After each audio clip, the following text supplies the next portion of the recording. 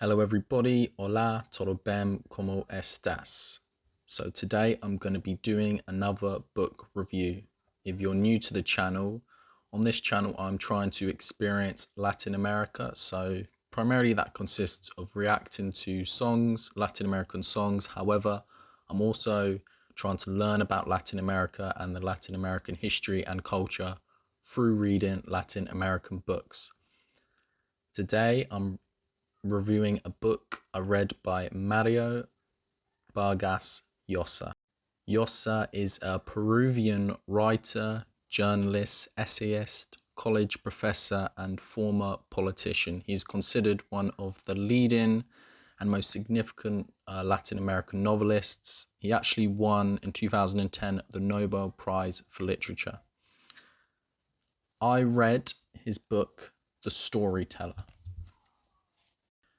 So The Storyteller perhaps is not one of his most famous books, but the reason why I picked up this book first is because when I started this channel, I Googled the best Latin American books, and this book actually came up in a list. So I purchased it then, and I've finally now got round to finishing reading it.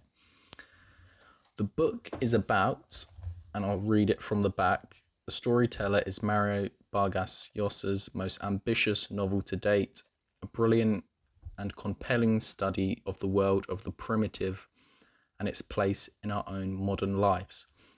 And that's a very interesting concept, and I thought perhaps it's a concept that can only truly be conceptualized by somebody from Latin America who witnesses firsthand the clash of modernity with the primitive Aboriginal people. Now, obviously, it's a cycle in history where one more technologically advanced civilization clashes with a less advanced civilization. For example, I'm from the United Kingdom, from England, and the Roman Empire colonized Britain. Now, how and why did they do that? Firstly, because there was more advanced civilization. So the native peoples were killed, murdered, enslaved. And this is a common theme throughout history. Obviously, the Persian Empire were invading the Greek city-states. The Egyptian Empire was eventually defeated by the Nubians.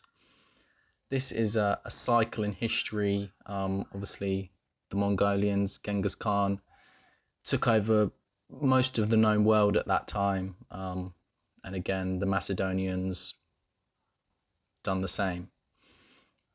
This is a cycle in history, as imperialism is somewhat perhaps human tendency, that obviously even in Latin America itself, the Incan Empire was quite imperialist.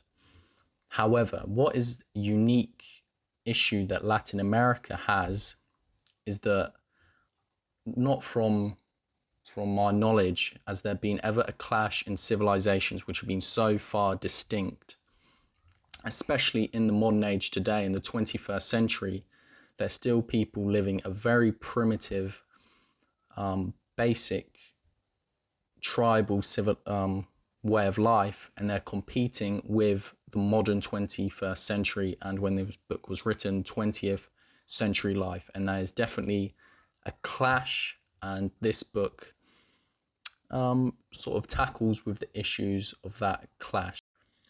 So the book starts with a middle-aged Peruvian author in Italy, and he attends an exhibition about a small tribe of indigenous Peruvians. And he sees a picture, and in that picture he recognizes one of these primitive people. And he believes it is his former friend Sal, which he attended university with.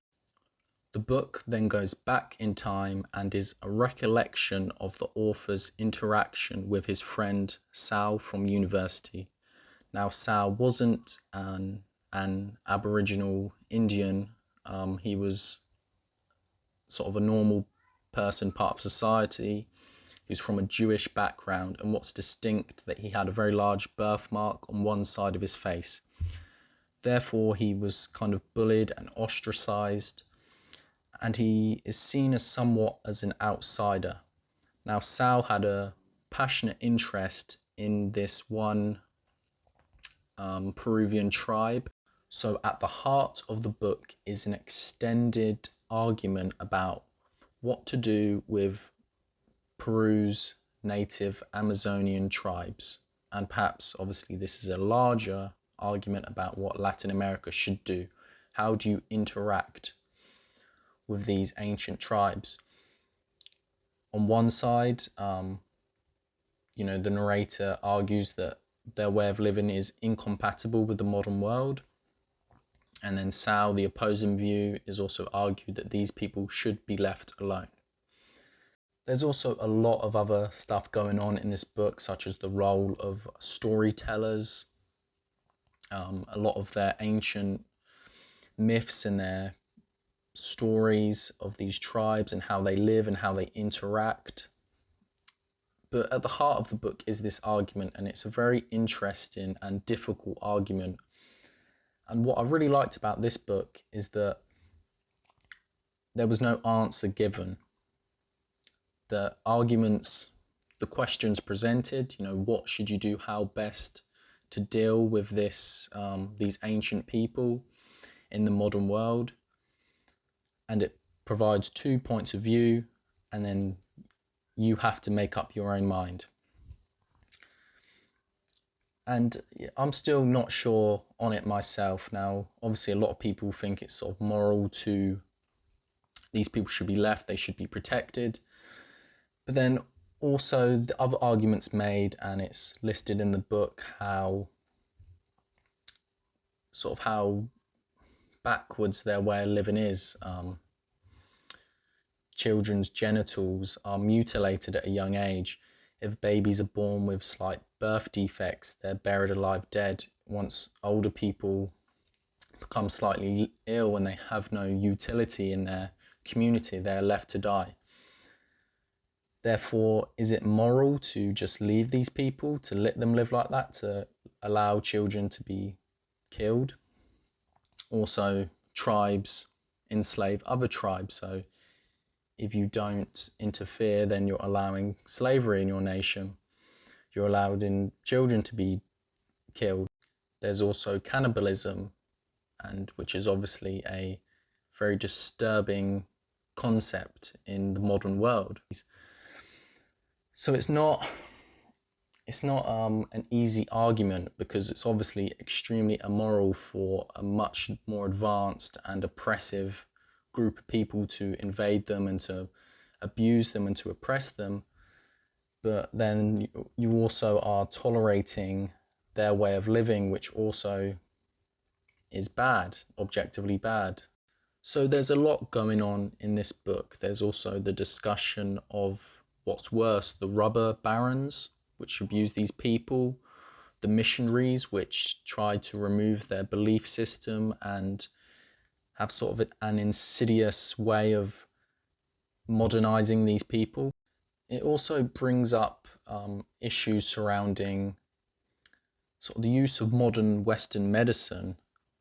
Is it immoral to deny these people access to these medicines?